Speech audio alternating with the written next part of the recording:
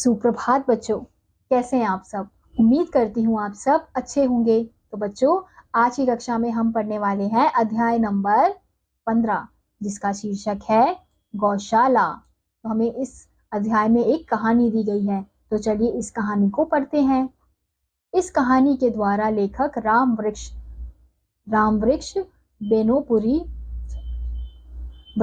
बेनीपुरी ने वृद्ध जनों के प्रति श्रद्धा प्रकट करते हुए यह संदेश दिया कि आज जो वृद्ध हैं, बीते हुए समय में उन्होंने हमारे लिए अथक परिश्रम किया था। अतएव आज हमारा फर्ज बनता है कि हम वृद्धों की सेवा सहायता करें, उनके प्रति सहानुभूति रखें और उनका सम्मान करें। ये जो कहानी है रामवृक्ष बेनीपुरी की है, जो क्या मानते हैं, जो हमारे वृद्ध जन है, यानी कि जो बूढ़े हैं आपके घर में, नाना नानी दादा दादी, जो भी बूढ़े लोग हैं, वो उन्होंने किसी समय इतना परिश्रम किया है, तभी आज हम यहाँ पे इस तरह का जीवन व्यतीत कर रहे हैं। तो इसलिए हमें हमेशा उनका क्या करना चाहिए, आदर करना चाहिए, सम्मान करना चाहिए और उनकी सेवा और सहायता करनी चाहिए। उस दिन रिमझिम रिमझिम वर्षा हो रही थी। आज स्कूल नहीं जाना होगा। गुरुजी की उस हरी हरी खजूर की छड़ी से ही छुट्टी नहीं मिली। कभी आंगन में जाकर नाचूंगा, नहाऊंगा, कभी पानी में बुलबुलों से खेलूंगा, खुश होऊंगा और उसके बाद गर्मागर्म खिचड़ी खाकर काकी की गोद में सो जाऊंगा। किंतु उस वर्षा में भी देखा, गांव के रामफल काकी कीचड़ से सने सिर पर छाता ओढ़े, लेकिन ज्यादातर भीगते बड़े जा रहे हैं। मेरे पड़ोसी अक्कल के दरवाजे की ओर। रामफल काका मेरे गांव के सबसे धनी किंतु कंजूस व्यक्ति हैं। अक्कल एक गरीब मजदूर किंतु हरफन मौला।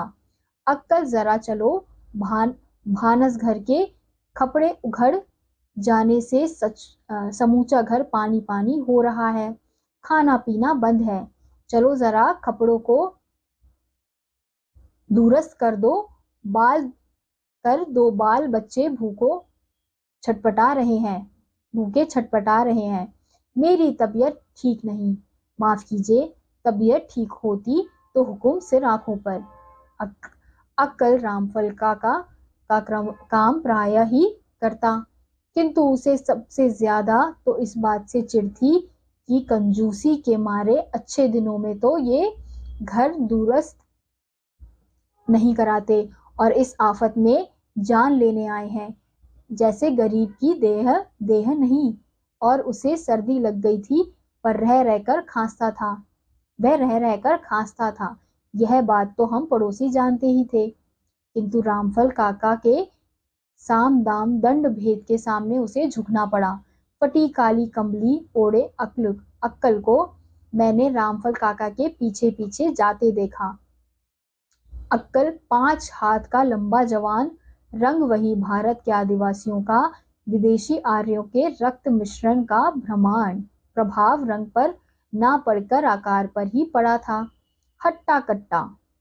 जिस खेत की कोड़नी में अक्कल पहुंचा, उसके खरपात अक्कल के नाम पर रोए। उसकी कुदाल क्या थी, परशुराम और बलराम के कुठार और छल की खिचड़ी। उसके जैसा महीन जोतने वाला हलवाहा कहाँ मिलेगा। घर बनाने में तो उस्ताद। गांव में जितने अच्छे मकान हैं, चाहे उनकी दीवार बनाने में चाहे छप्पर में, अक्कल का कुशल हाथ जरूर है। रामफल काका का वह शानदार बंगला अक्कल की वास्तु विद्या के अपार ज्ञान का एक उत्कृष्ट नमूना है। अपने इन गुणों के चलते अक्कल मजदूर होकर भी काफी खुशामंदे पाता था। पैसे भी। उसके दो बेटे और एक बेटी थी। बेटों का लालन पालन उसने औकात से ज्यादा अच्छे ढंग से किया, और बेटी को तो वह इस शान से रखता कि गांव की बबुइयां भी मन ही मन चिढ़ती। अक्कल की उदारता की चर्चा होती। गांव में कभी साधु संत आते तो उनकी सेवा अक्कल जरूर करता। वह काम करने में राक्षस था। उसकी आमदनी साधारण मजदूरों से ज्यादा तो थी ही।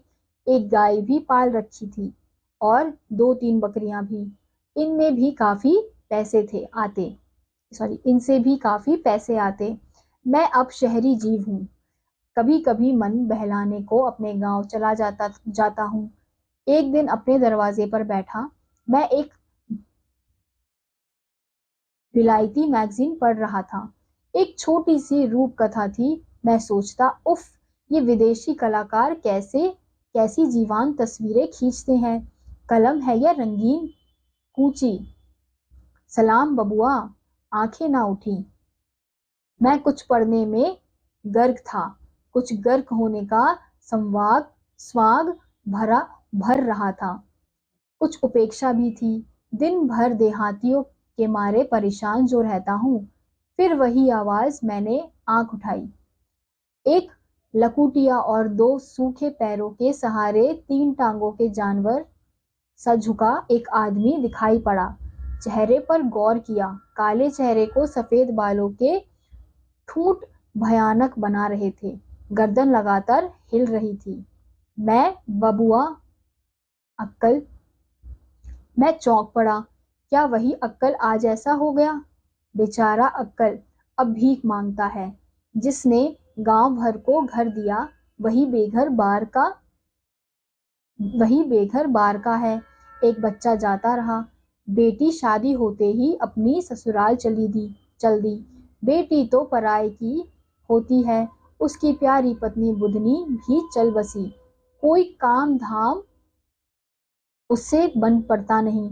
इतनी कमाई तो कभी हुई नहीं कि इतना संग्रह कर पाता। इन बुरे दिनों को सुख चैन से काटता। सिवाय भीख के दूसरा चारा क्या। और भीख भी क्या सदा मिलती है। भूख प्यास का मारा अक्कल हड्डी का ढांचा बन रहा है। बबुआ, मैं तुमसे भीख मांगने नहीं आया। एक नालिश करने आया हूँ। बबुआ, तुम ही इंसाफ करो तो हो। नहीं तो रामफल बाबू के मुकाबले पर कौन जीप खोले। अक्कल ने कथा सुनाई। किस तरह जिंदगी के उठान के समय उसने अपनी पूरी शक्ति रामफल बाबू की मजदूरी में दी। किस तरह उनकी कितनी भी पड़ती जमीन को उसने हरा भरा खेत बना डाला। किस तरह उसने उनके पशुधन की वृद्धि की। किस तरह उसने ये मकान बनाए जिन पर पड़ोस के बड़े बड़े पशुओं को ईर्ष्या होती है। लेकिन और बातें जाए जहन्नुम में। अक्कल के साथ आज एक महान अन्याय किया गया था। जाड़े के दिन ना घर ना कपड़ा। रामफल काका के दरवाजे पर एक बड़ा घूर लगता है। बेचारा अक्कल दिन भर भीख मांगता। रात में उनके पुआल के टाल में घुसकर सो जाता। और जब कभी जाड़ा लगता उनके घूरे में जाकर आग तापता। किंतु आज रामफल काका ने उसे वहां से निकाल दिया है। क्यों? क्योंकि वह रात भर ताप कर आग खत्म कर देता है। बाबू जिंदगी भर उनकी सेवा की। इस बुढ़ापे में खाना पीना कपड़ा लत्ता घर द्वार देने से रहे। क्या घूरे की आग से भी मुझे महरूम किया जाना चाहिए? यह थी उसकी दलील। मैं क्या जवाब देता। मेरी आंखों में बचपन का बरसात वाला दृश्य नाच उठा। आंखों की बरसात ने शायद उत्तर देना चाहा। शहर में गौशाला का उत्सव था। मैं उसमें शामिल होकर अपने गांव की ओर जा रहा था। मुझे खुशी हो रही थी। गौशाला के संबंध में मेरे गांव की भी चर्चा हुई थी। रामफल काका ने 2 गाड़ी पुआल गौशाला के लिए दिया था। गौशाला के मंत्री ने इसका उल्लेख किया था। गौशाला बूढ़ी अपाहिज गौओं बैलों की रक्षा के लिए कितनी सुंदर प्रबंध। भला जिन गौओं ने हमें जिंदगी भर दूध और बछड़े दिए, जिन बैलों ने अपनी हड्डियां घुलाकर जरखेज बनाया, उनके बुढ़ापे का तो कोई प्रबंध होना चाहिए। गौशाला मनुष्य की मनुष्यता का एक सुंदर प्रतीक है। यूं ही साइकिल सरसराता सोचता चला जा रहा था कि रास्ते में झुके आदमी की सूत दिख पड़ी। यह अक्कल, कहाँ चले अक्कल?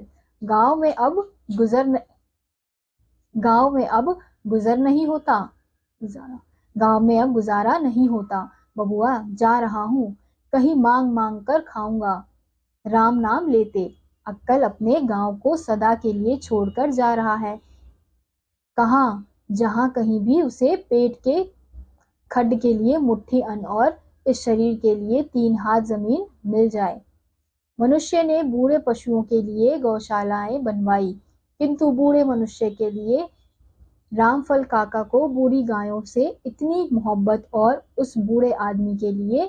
तो बच्चों, इस कहानी से हमें शिक्षा मिलती है, हमें गरीबों पर दया करनी चाहिए। हमें हमेशा ये नहीं सोचना चाहिए कि ये तो गरीब है, इसे इससे दूर रहना है, ऐसा हमें नहीं सोचना चाहिए, क्योंकि वो गरीब जो आदमी है वो कभी जवान होगा, उसने भी मेहनत की होगी, तो उसकी मेहनत से ही जो उसके बच्चे हैं वो बड़े हुए हैं पढ़ लिख कर। तो हमें ऐसा नहीं करना चाहिए, हमेशा हमें दया भाव दिखानी चाहिए। तो अगर आपको भी ऐसा कोई गरीब दिखता है, आपसे मदद मांगता है, तो आपको उसकी मदद करनी चाहिए। तो इसी के साथ आज का यह अध्याय यहीं समाप्त होता है। उम्मीद करती हूँ आपको यह अध्याय समझ आया होगा। मैं आपसे मिलूंगी अगली कक्षा में, तब तक के लिए नमस्कार।